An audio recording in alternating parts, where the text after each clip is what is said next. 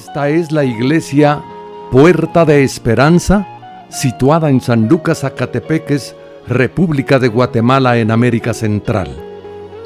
Para la gloria de Dios, nuestra congregación fundamenta su fe en Jesucristo y en las Santas Escrituras. Agradecemos a Dios que hoy se pueda contar con Internet para cumplir con cabalidad el mandamiento de nuestro Señor Jesucristo, que es predicar el Evangelio en todas partes del mundo.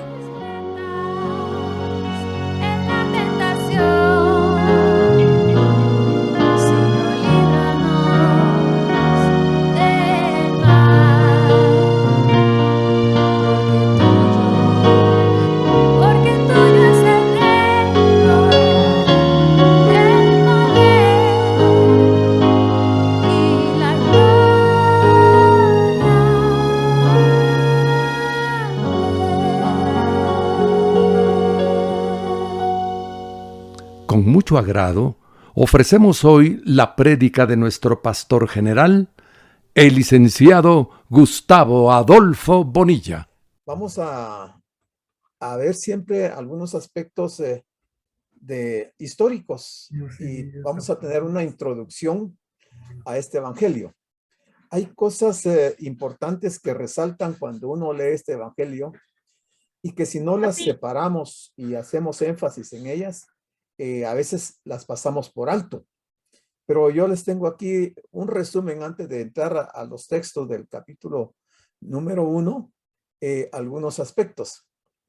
Yo soy un admirador y seguidor de las expresiones de Charles Spurgeon, porque él dice muchas verdades muy importantes y las resalta y que son aplicables para nuestro tiempo. Para iniciar ahora con el Evangelio de Juan, les voy a presentar una de esas expresiones de Charles Spurgeon. Dice, nada es más desastroso que un ministro predicando un evangelio adulterado a un pueblo ciego, sordo y sin discernimiento. Charles Spurgeon. Mire qué interesante. Y hoy la lección hablaba bastante con respecto a un buen obrero, y hablaba también de los falsos maestros, de la falsa enseñanza, y que debemos de prepararnos y debemos de documentarnos con la palabra. Y aquí este pensamiento de Charles Spurgeon a mí me gustó mucho. Es, nada es más desastroso que un ministro predicando un evangelio adulterado a un pueblo ciego, sordo y sin discernimiento. Entonces vamos a ver este evangelio de Juan, del apóstol Juan, que fue el último apóstol en morir de los 12, y él sobrevivió a la destrucción que Tito Vespasiano ocasionó a Israel, a Jerusalén, en el año 70, y Juan vivió hasta el año 95 aproximadamente de nuestra era. Entonces el evangelio según Juan es un libro que fue escrito en Éfeso. Lo escribió Juan y lo hizo estando en Éfeso. No está de más mencionar que Juan fue uno de los pastores en la iglesia de Éfeso. Y ustedes saben que también Timoteo estuvo ahí de pastor en la iglesia de Éfeso.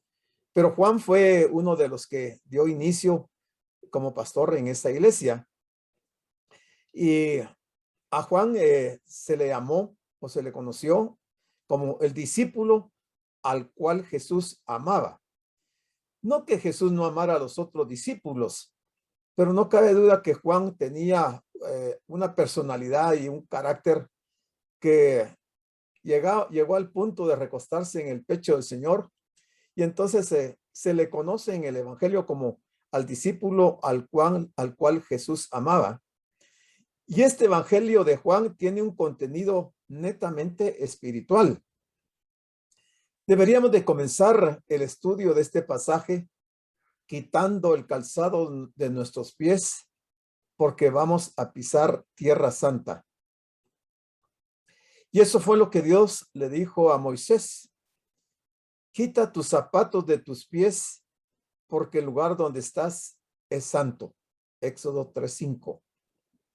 Y aquí tenemos una imagen, pues no es exactamente de cómo fue, pero sí representa a Moisés sin sus sandalias frente a la zarza que ardía y no se consumía, de donde el Señor le habló a Moisés en esa ocasión en el desierto, previo a mandarlo a Egipto para rescatar a su pueblo.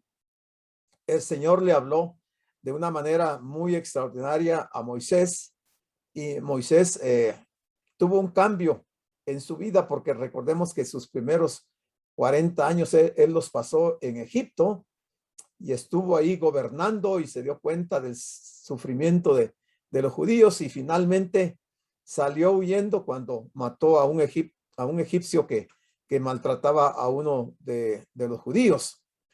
Y ya estando en el desierto tuvo esta experiencia, lo que nos enseña, hermanos, que también algunas veces nosotros tendremos que pasar un desierto en nuestra vida espiritual. Pero si esos desiertos son provocados por Dios, en el desierto vamos a tener esa experiencia como la de Moisés, de oír la voz de Dios y de recibir una comisión, un mandato, una instrucción que Dios nos da para llevar a cabo su obra. Si el testimonio de este libro es verdadero, entonces la fe en Jesucristo como el Hijo de Dios ha recibido una confirmación gloriosa. El libro nos dice que evidentemente en los días del emperador Tiberio y del tetrarca Herodes Antipas, en ese tiempo vivía en Palestina un judío, pero no era cualquier judío. Era un judío que se llamó Jesús y que él afirmaba que era, entre varias verdades, él afirmaba que era el Hijo de Dios, dueño legítimo de todas las cosas. Y también afirmaba que él era el pan de vida. Afirmaba también que él era el agua viva y que él era el buen pastor que daría su vida por las ovejas. Pero también afirmaba que él iba a resucitar a los muertos en el último día. Y además afirmó que él era el Mesías, que él era el camino a Dios, que era el objeto legítimo de la fe y de la adoración, que era una persona tan completamente divina como en todos los sentidos que podía decir: yo y el Padre una cosa somos. Él afirmó muchas verdades contundentes, y que en cada una de estas afirmaciones que él dice podríamos sacar un mensaje en relación a esos conceptos o a esas figuras que él usa de lo que él fue en su venida, en su primer venida a esta tierra. Esto es en verdad asombroso, pero más maravilloso aún es esto: al Jesús de la historia se le llama el Verbo, o sea, el Logos de Dios. También se nos dice que este Verbo había estado con Dios desde la eternidad. O sea, no se puede medir desde cuándo, porque no podemos medir la eternidad. Y que había habitado en la presencia inmediata del Padre. Osadamente también Juan, el escritor, le llama a Dios. Y esto en el primer versículo de este libro y de este primer capítulo. Para Juan el escritor, Jesús no es nada menos de lo que dice ser el Dios hecho carne, que lo vamos a ver en el capítulo 1, versículos 1 y 14. Este evangelio es el más profundo de todos. De los 4 evangelios, Juan es el más profundo de todos los evangelios.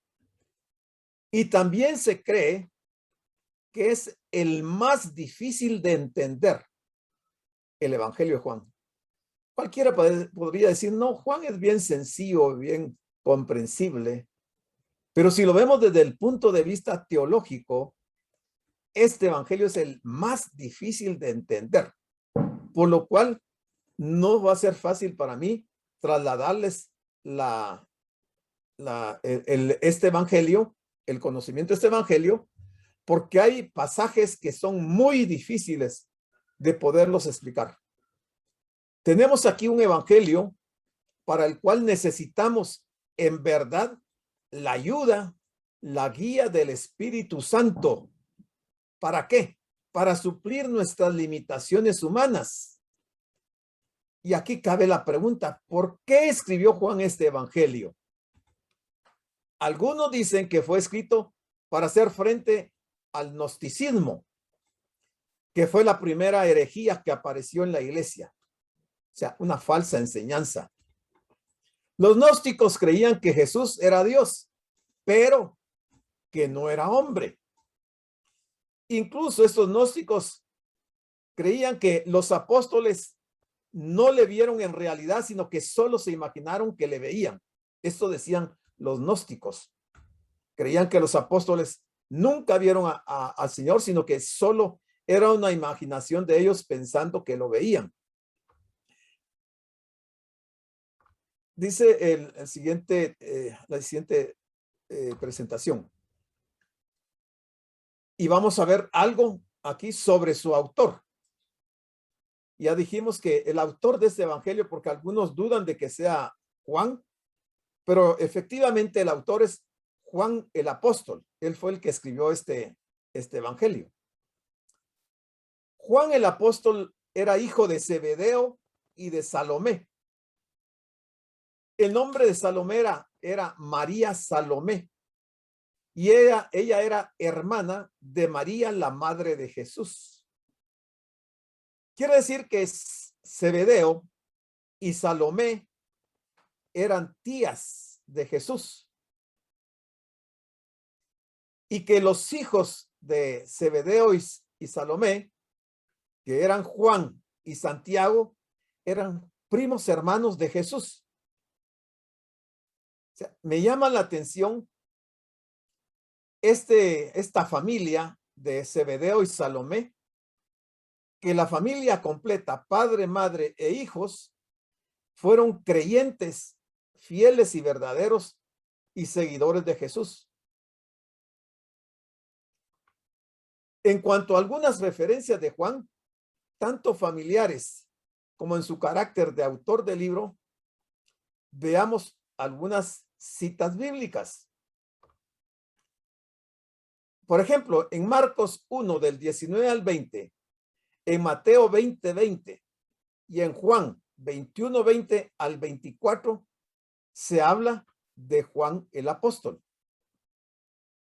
este autor de este evangelio de San Juan. Es interesante notar en primer lugar que los padres de la iglesia atribuyen a Juan el cuarto evangelio. Los padres de la iglesia. Teófilo, por ejemplo, Teófilo fue obispo de Antioquía y vivió alrededor del año 180 después de Jesucristo. Ireneo vivió más o menos en el año 190, o sea, 10 años después de Teófilo, después de Jesucristo. Ireneo fue alumno de Policarpo y Policarpo fue alumno de Juan. O sea, si vamos de regreso, estaríamos hablando de Juan, de Policarpo, de Ireneo y de Teófilo. Esto es la historia y la teología los denomina como los padres de la iglesia. Algunos de los padres, porque hay otros también. Está también Clemente de Alejandría en Egipto, que vivió alrededor del año 200 después de Jesucristo. Escribió que Juan fue convencido por amigos y que había sido impulsado por el Espíritu de Dios para escribir un evangelio espiritual. Algunos creen que este es el último libro del Nuevo Testamento y que fue escrito probablemente cerca del año 100 de nuestra era. Todos los otros apóstoles y escritores del Nuevo Testamento habían muerto para ese momento y solo quedaba Juan. Se recuerdan que cuando el Señor ya resucitado se aparece a los discípulos a las orillas del mar de Galilea. El Señor llega donde están los discípulos. Después de venir del mar, llegan a donde está el Señor, que está a la orilla del mar, y ahí tienen una conversación importante. Y el Señor se dirige en esa ocasión a Pedro y le dice: Pedro, ¿me amas? Y sabemos lo que Pedro responde, y el Señor lo hace en 3 ocasiones sucesivas, preguntándole a Pedro si lo amaba. El Señor había tomado a Pedro y lo había apartado del grupo para hablar con él. Y Pedro se da cuenta que Juan los va siguiendo, Juan. Y Pedro le dice al Señor: ¿y qué de este? Refiriéndose a Juan. Y el Señor le dice unas palabras interesantes. Y le dice: si yo quiero que este quede hasta para mi venida, ¿a ti qué? Y aquí vemos el cumplimiento de esas palabras, que todos los otros apóstoles y escritores ya habían muerto y solo quedaba Juan.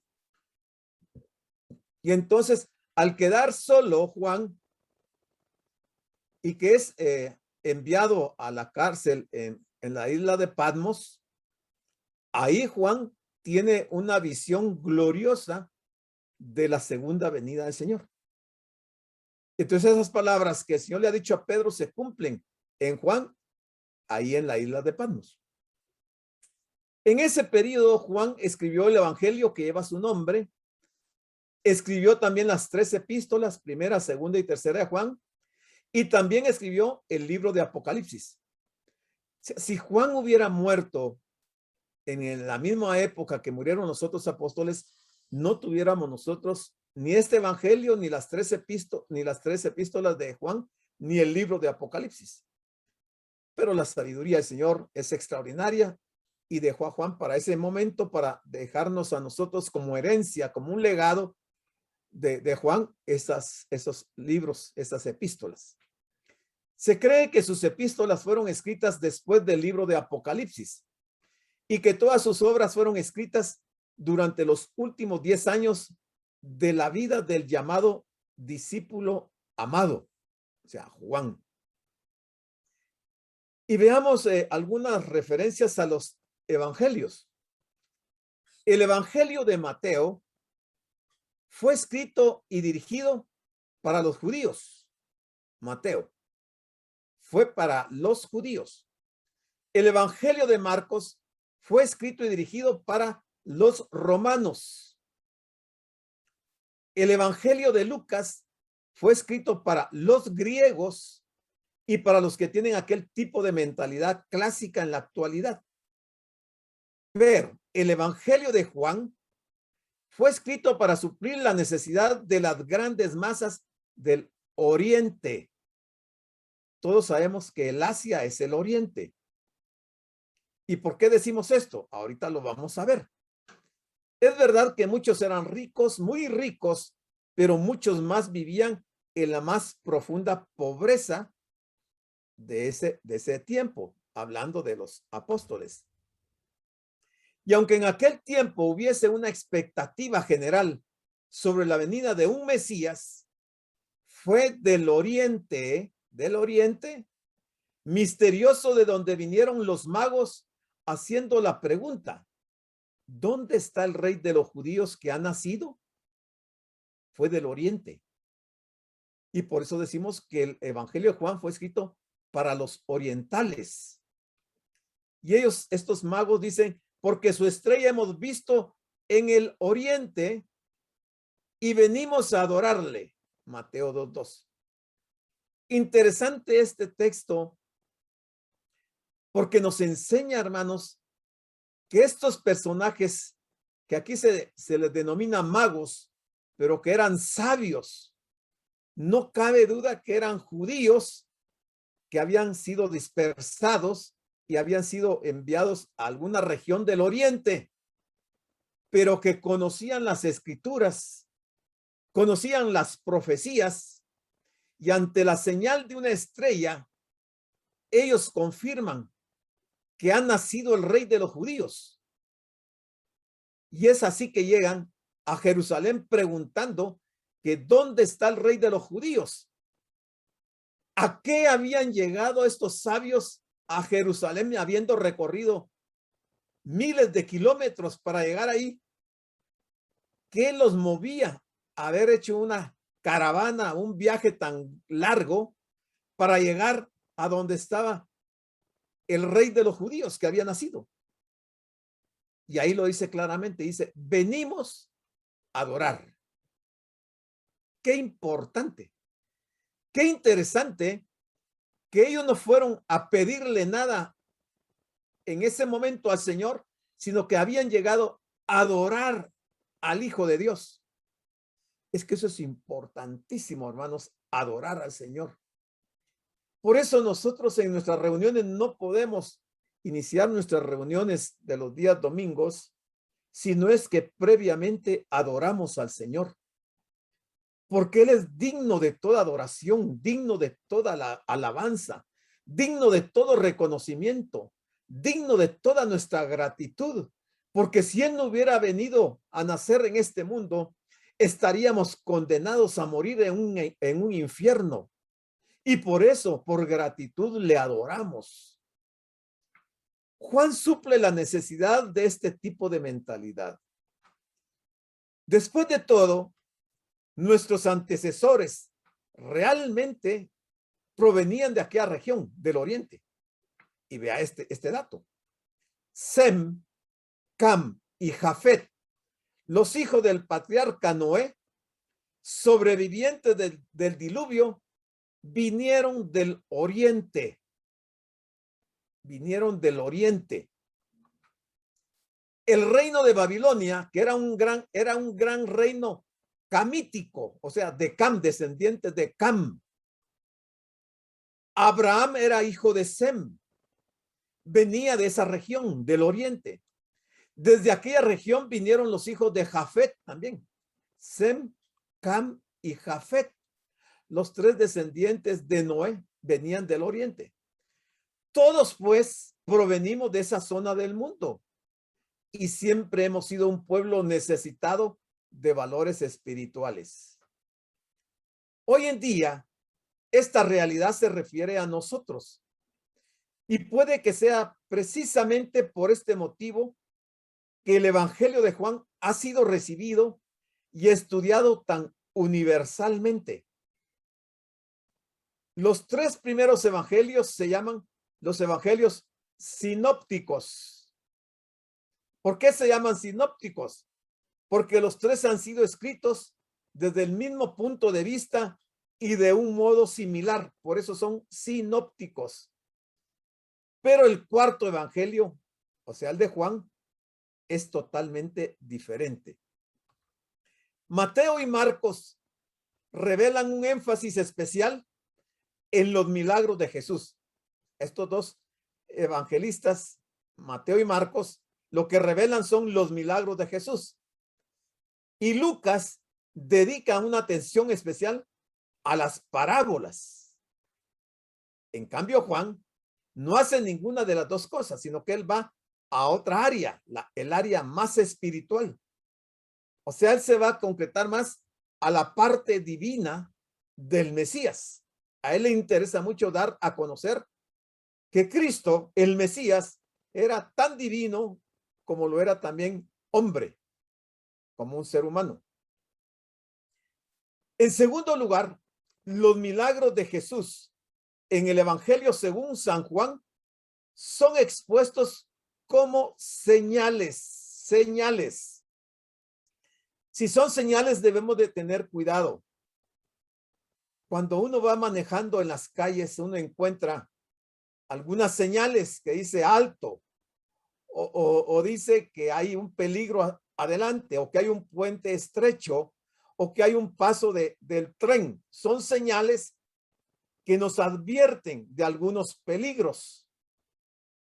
Entonces, los milagros de Jesús que se relatan en Juan son señales y fueron elegidos con muchísimo cuidado. ¿Para qué? Para interpretar ciertas y grandes verdades. Por ejemplo, Jesús, mediante un milagro, alimentó a 5,000 y pronunció entonces su discurso sobre el pan de vida. El pan de vida. Ya vamos a ver algo de esto. Hay 11 señales con sus aplicaciones específicas en el Evangelio según San Juan. En tercer lugar, no hay parábolas en el cuarto Evangelio. En Juan no hay ni una sola parábola. Las parábolas están en Lucas y también en Marcos y en Mateos.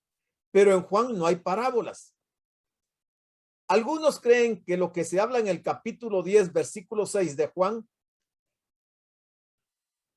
es una parábola, pero no es la palabra griega parábola la que se usa ahí, sino que se usa comúnmente en Lucas la palabra parábola. Lo que aquí vamos a encontrar es paroimía. La versión Reina Valera la traduce correctamente con la palabra alegoría. Una alegoría no es lo mismo que una parábola. La historia del buen pastor del capítulo 10 de Juan, por ejemplo, no es una parábola, sino un discurso, una alegoría. Aunque la deidad, o sea, la divinidad de Cristo, es el tema predominante en este evangelio, no descarta y no deja de revelar la humanidad de Cristo. O sea, aquí vemos la divinidad de Cristo y la humanidad de Cristo que no se pierde de vista. Y en verdad es acentuada en este evangelio en una forma muy especial. Orígenes, que también es uno de los padres de la iglesia, dijo: el evangelio de Juan es la consumación de los evangelios, así como los evangelios a su vez son la consumación de las escrituras. Mire qué interesante este concepto. El evangelio de Juan es la consumación de los evangelios, así como los evangelios a su vez son la consumación de las escrituras. Jerónimo, otro padre de la iglesia, dijo: Juan sobresale en las profundidades de los misterios divinos. Mire lo que dijo Jerónimo, importantísimo. Dice que Juan sobresale en las profundidades de los misterios divinos. Quiere decir que es importante estudiar el evangelio de Juan. Hay aspectos muy interesantes que no los encontramos en los sinópticos. Culros se expresó así: creo que las escrituras de Juan han enjugado más lágrimas de penitentes y que han ganado más corazones para el Redentor que todas las demás juntas. Mire, todos se expresan de una forma extraordinaria con respecto al evangelio de Juan. En el evangelio de Juan, el verbo creer se usa más de 100 veces, mientras que en los evangelios sinópticos no llega a mencionarse la palabra creer ni siquiera 50 veces. Aquí se usa más de 100 veces la palabra creer. Quiere decir que es importante creer en este evangelio de Juan. Juan pertenecía al llamado círculo de los dilectos. Yo sé que muchos no sabemos qué quiere decir dilecto, pero dice que Juan pertenecía al llamado círculo de los dilectos. Dilecto quiere decir aquellas personas que aman o aprecian con preferencia a otras personas. O sea que Juan amaba y apreciaba con preferencia a Jesús que otras personas.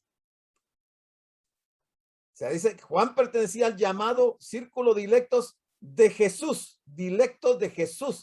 que preferían, apreciaban o preferían a Jesús más que a cualquier otra persona, y que estuvo con él en ocasiones especiales.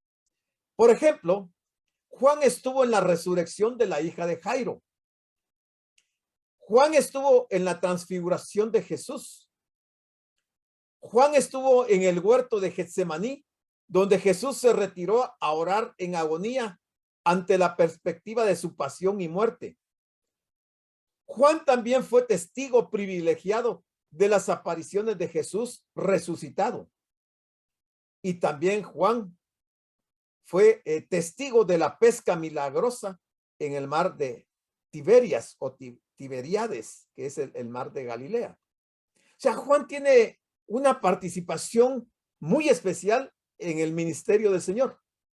Y todas esas experiencias él nos la traslada a nosotros en su evangelio. Entonces dice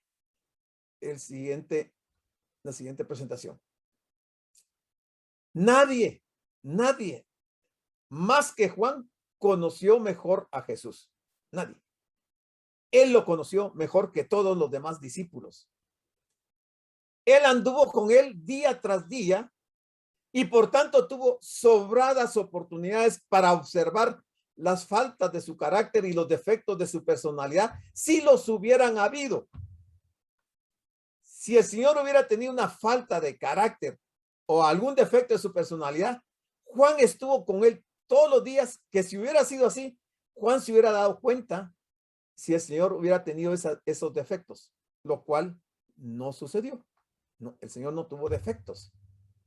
En la noche más sagrada de todas, o sea, la noche de la cena, Juan se reclinó sobre el pecho del Señor, lo que no hizo ningún otro apóstol, ninguna otra persona.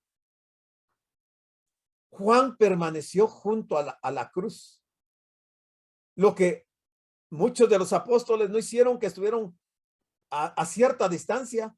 Juan estuvo al pie de la cruz. Juan llegó incluso a entrar en el sepulcro. Y con todo, es este mismo discípulo el que, como escritor del cuarto evangelio, no se retrae de proclamar abiertamente a todos que este Jesús de la historia, a quien él conoció también, es Dios mismo. Una afirmación contundente, categórica. Jesús es Dios mismo. Eso lo afirma él en varias ocasiones en su evangelio. Y no solo esto, sino que ya en el primer capítulo nos presenta a otros testigos oculares.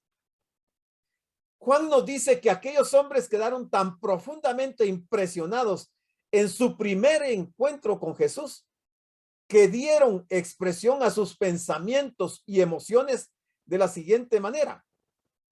Por ejemplo, Andrés, el hermano de Pedro, al encontrarse con Jesús, le fue a decir a Pedro: hemos hallado al Mesías. ¿Ven? Contundente Andrés, no duda, sabe que aquel hombre, Jesús, es el Mesías. Hemos hallado al Mesías. Qué alegría de haber sentido Andrés.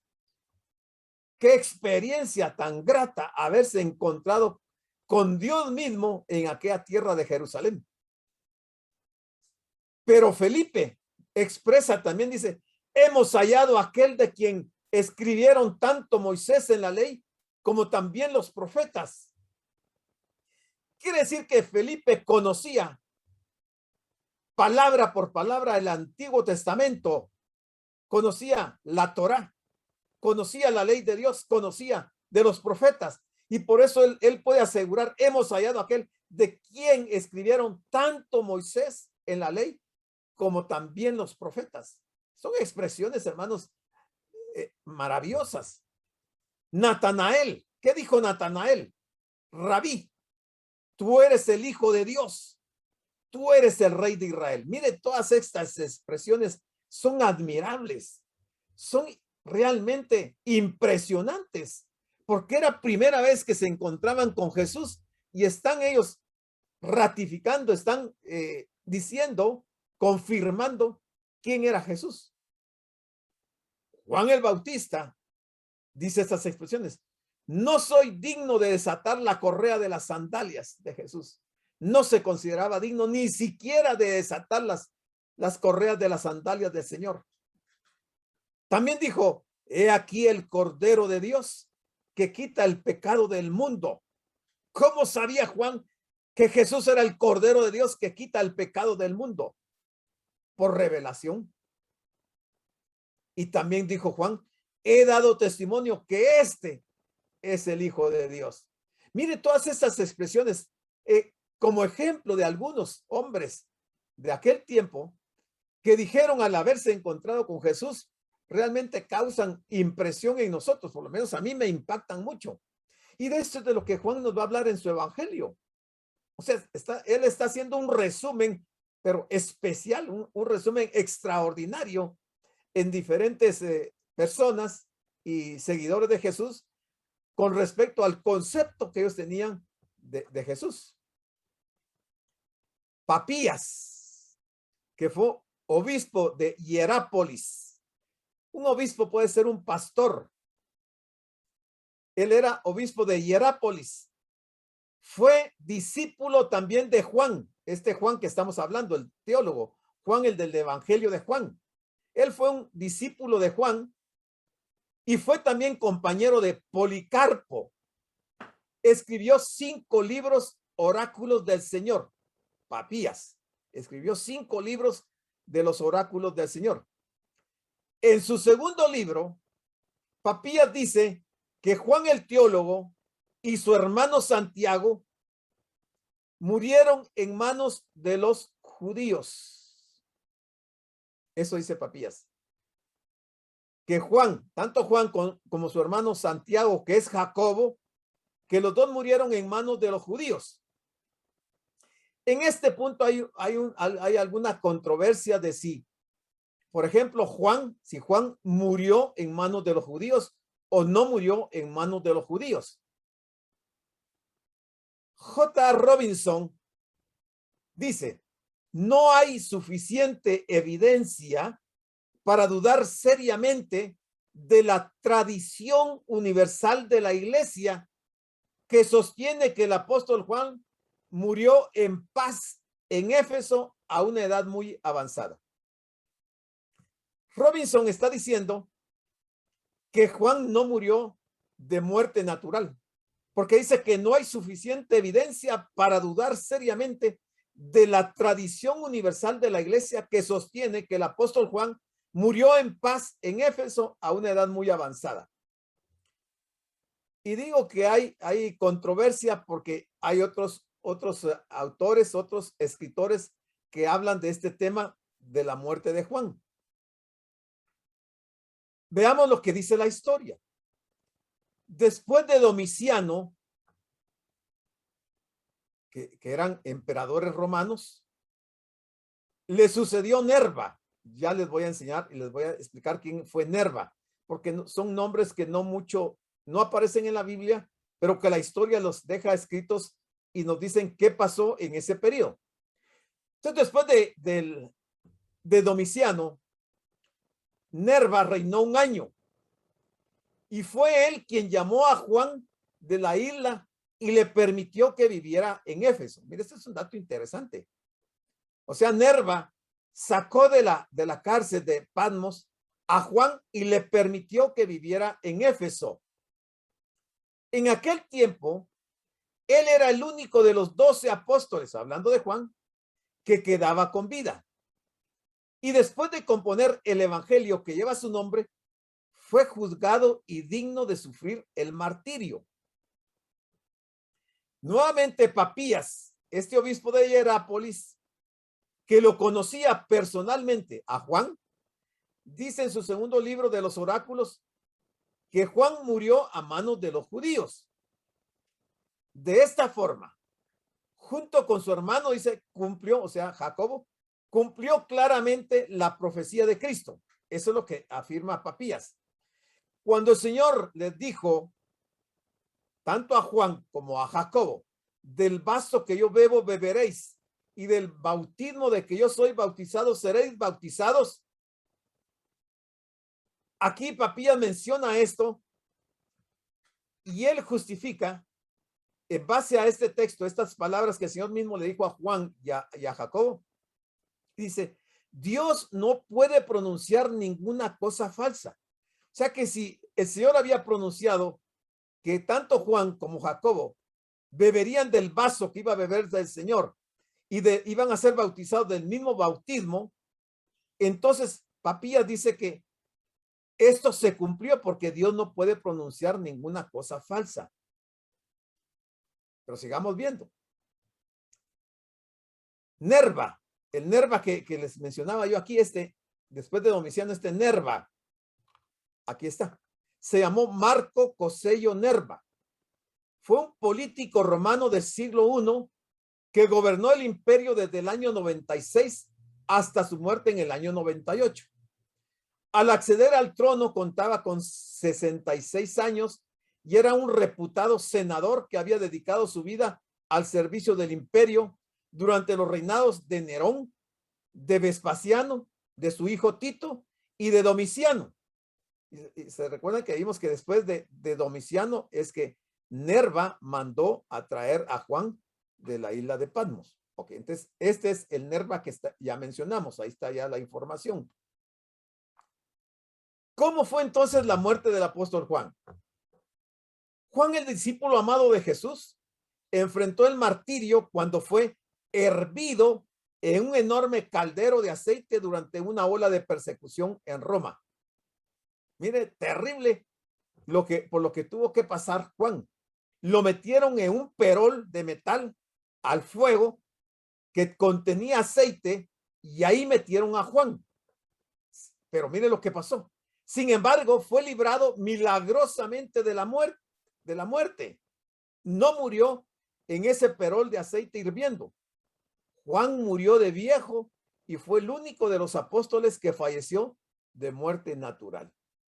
Entonces, toda la controversia se toma porque se asumen extremos. Nunca se llega a pensar que sucedieron las dos cosas, que se cumplió la profecía de que Juan iba a sufrir, que iba a beber de la misma copa del Señor y que iba a ser bautizado del mismo bautismo del Señor, lo cual sucedió en este momento cuando lo metieron al caldero de aceite hirviendo y que el Señor lo salvó milagrosamente. Y luego, después de esa experiencia, entonces Juan murió de muerte natural. O sea, se cumplieron las dos cosas. Esa fue la forma en que Juan murió. El procónsul quiso obligar a Juan a que renegara de Cristo, el que lo metió a ese caldero. Y lo estaba obligando a que cesara de predicar. Entonces Juan repitió la respuesta que dio Pedro al sumo sacerdote en similares circunstancias. Juan le respondió al procónsul: es necesario obedecer a Dios antes que a los hombres. Miren qué convicciones tan profundas de estos hombres, que no se dieron ni aún, estando expuestos a ser muerte, a que fueran muertos, no se dieron a que dejaran de predicar a Jesús, sino que por el contrario, ofrendaron sus vidas para proclamar el glorioso evangelio de Jesucristo, para anunciar el nombre de Jesús. Nada ni nadie los pudo atemorizar para hacerlos desistir. Entonces el procónsul consideró tal actitud como un acto de rebeldía contra el emperador y ordenó que lo metieran al caldero de aceite hirviendo. Lo que ocurrió fue algo similar a esto.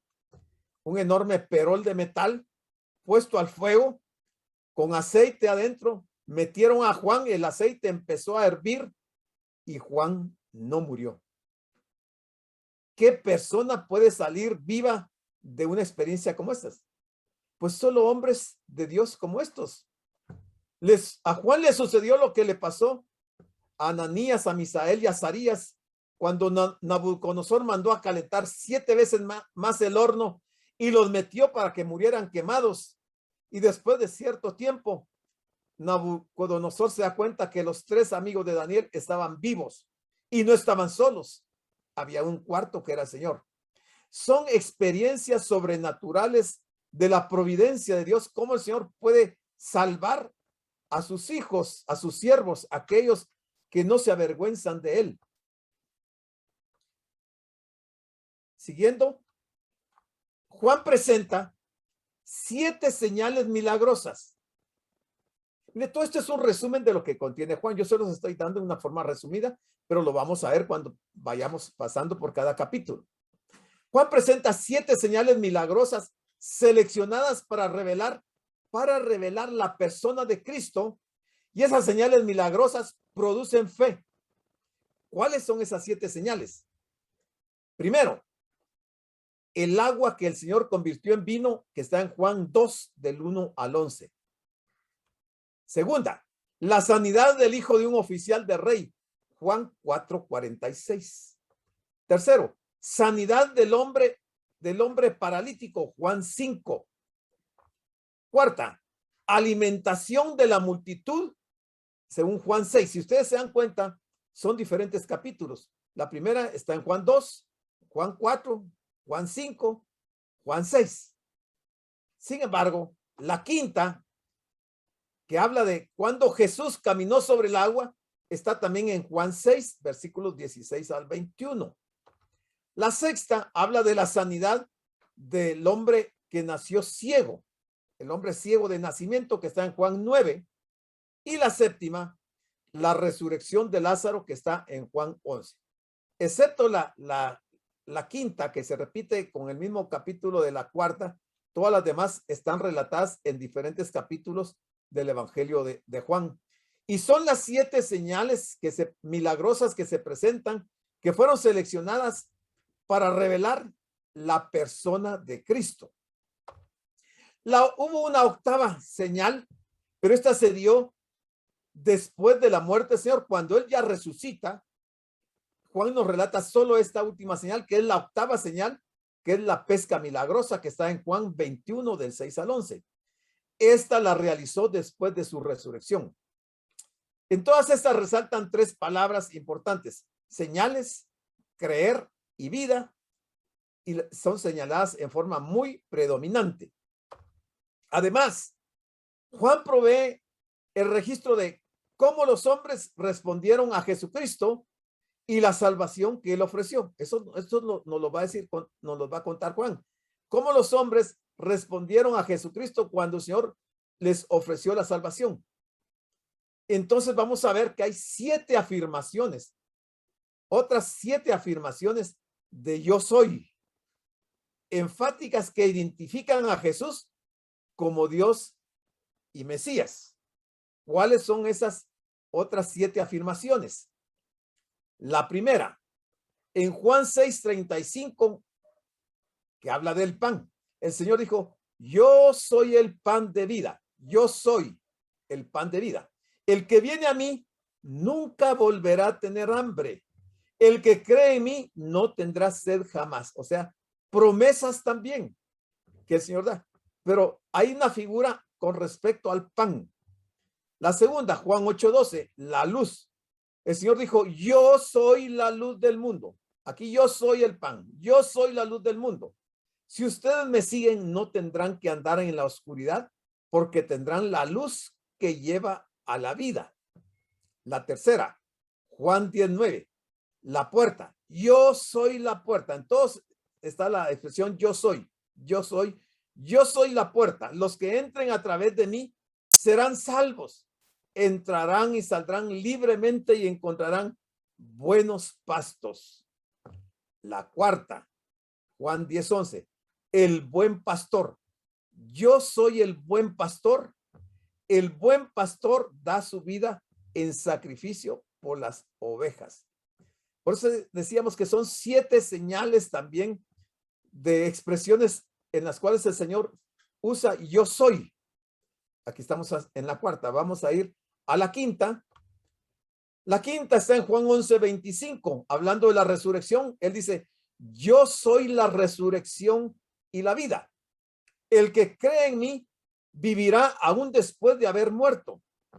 La sexta, Juan 14:6, el camino, la verdad y la vida. Yo soy el camino, la verdad y la vida. Nadie puede ir al Padre si no es por mí. Y la última, la séptima, en Juan 15:5, la vid. Yo soy la vid, ustedes son las ramas o los pámpanos.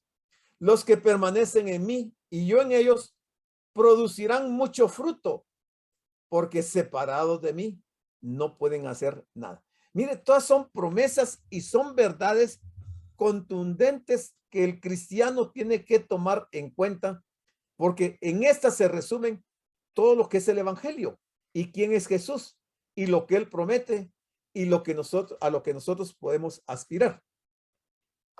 Bueno, el punto central del evangelio y al que Juan dirige nuestra mirada desde el comienzo mismo, es el Señor Jesucristo, quien es presentado como el eterno Dios.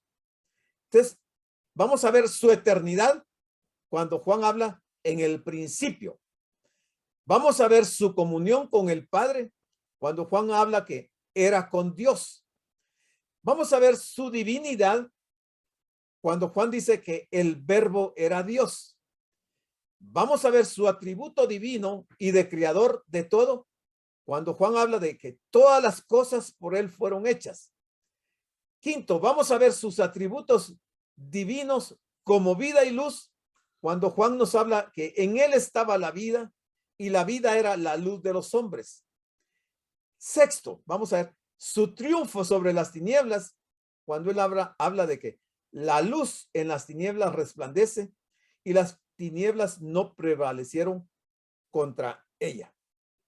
Creo que sí nos va a dar tiempo ver el versículo número 1. Entonces aquí está. Dice el versículo 1. En el principio era el verbo. Y el verbo era con Dios. Y el verbo era Dios. Yo no sé si alguno de ustedes me puede explicar qué es lo que dice aquí Juan, a qué principio se refiere, cuándo fue eso y de dónde procede esto. Por eso decíamos hace un momento que el evangelio de Juan es el más difícil, el más complicado. No hay nadie que pueda explicar este principio. Porque dice en el principio era el verbo y el verbo era con Dios. Jesús no tiene principio ni tiene fin. Él es eterno. Entonces, ¿a qué se refiere Juan cuando dice en el principio? Se está refiriendo a la eternidad pasada, porque ya Cristo estaba con el Padre y era el verbo y era Dios. Se está refiriendo Juan a esa eternidad que nadie sabe cuándo comenzó, porque Dios no tiene ningún principio. No hay ninguna época de la historia del universo que nos deje ver cuándo da inicio ese principio. Pero hay muchos principios. Porque si hablamos el principio de Adán, sí vamos a encontrar un principio. Y así podemos encontrar otros principios. Pero el principio al que se está refiriendo Juan aquí es un principio que está difícil teológicamente de explicar a qué principio se está refiriendo Juan. Este capítulo lo dividimos en dos secciones principales. En primer lugar, el prólogo del evangelio que se encuentra contenido en los versículos del 1 al 18. Y en segundo lugar, la introducción al evangelio en los versículos 19 al 21. El tema central de este capítulo 1 del evangelio según San Juan es el logos, o sea, el verbo o la palabra. Jesús es llamado la palabra o el verbo o el logos. En el Antiguo Testamento, el nombre para Jehová nunca podía ser pronunciado por los israelitas. ¿Por qué? Porque era una palabra tan santa que nunca la usaban. Y era el tetragrama hebreo YHWH. 4 consonantes que no tienen ni una sola vocal. Esto no se puede pronunciar. No se puede pronunciar. Entonces los judíos, los israelitas, no podían pronunciar nunca el nombre de Dios porque era impronunciable. Y ese es un misterio. ¿Qué significan YHWH? ¿A qué se está haciendo referencia con esas 4 consonantes? ¿Quién puede aclarar este misterio? ¿Quién lo sabe? ¿Quién de los teólogos nos puede explicar esto? Solo Cristo podía declararnos con toda precisión, exactitud y profundidad la mente de Dios. Porque como él mismo dijo en Mateo 11, 27, nadie conoce al Padre sino el Hijo, y aquel a quien él, o sea el Hijo, lo quiera revelar. Miren, son expresiones interesantes. Podemos resumir diciendo que Cristo era Dios por toda la eternidad, pero que llegó a ser un hombre en un momento concreto de nuestra historia. O sea, si vemos a Cristo como hombre, sí tiene un principio, que es diferente a los otros principios. Por esta razón, el Señor Jesucristo pudo afirmar ante la incredulidad de los judíos en Juan 8:58. De cierto digo, antes que Abraham fuese, yo soy. Hablando de su eternidad. Este evangelio empieza maravillosamente. Comienza describiendo la vida de Cristo en la eternidad, antes de que el mundo existiera. Él viene desde la eternidad para encontrarse con nosotros. Y él ya es tiempo pasado. En el principio era el verbo.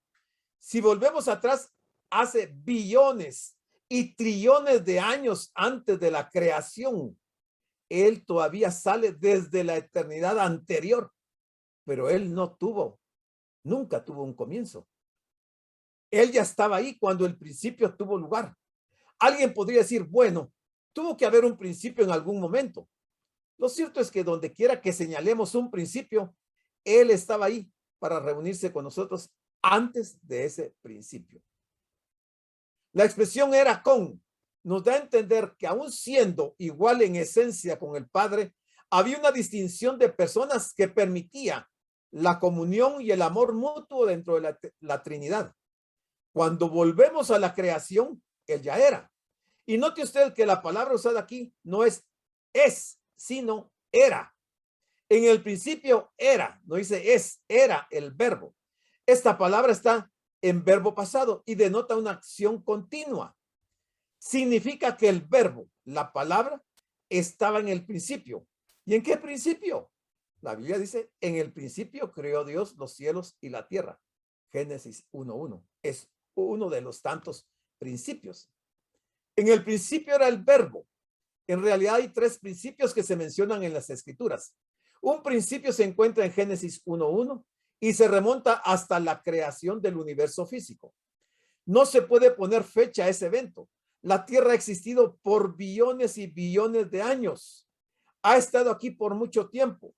Después de todo, tenemos un Dios de la eternidad. Un gran drama ha tenido lugar en la eternidad pasada y que ni usted ni yo sabemos nada en cuanto a eso. ¿Qué pasó antes de Adán? ¿Qué pasó en aquel principio cuando la Biblia dice que la tierra estaba desordenada y vacía? ¿Qué pasó en ese momento? ¿Qué pasó antes de eso? Porque había habido un principio antes de eso. Por tanto, aquí tenemos un principio que en realidad no es un principio. Es un principio al cual no nos es posible ni siquiera comenzar a regresar ni formarnos una idea de ello. En el principio era el verbo. En el griego original son solamente 5 palabras y no hay ni un solo hombre en toda la tierra que pueda ponerle fecha ni comprender o sondear la profundidad de esta frase. Así es que con esta primera declaración tremenda comienza nuestro estudio en la infinidad del tiempo y del espacio. Nos vamos a quedar aquí porque se me venció el tiempo y no terminamos el versículo 1 porque todavía hay explicaciones del versículo 1. Damos las gracias por su atención a la prédica del pastor general licenciado Gustavo Adolfo Bonilla e invitamos a la prédica del próximo domingo a esta misma hora.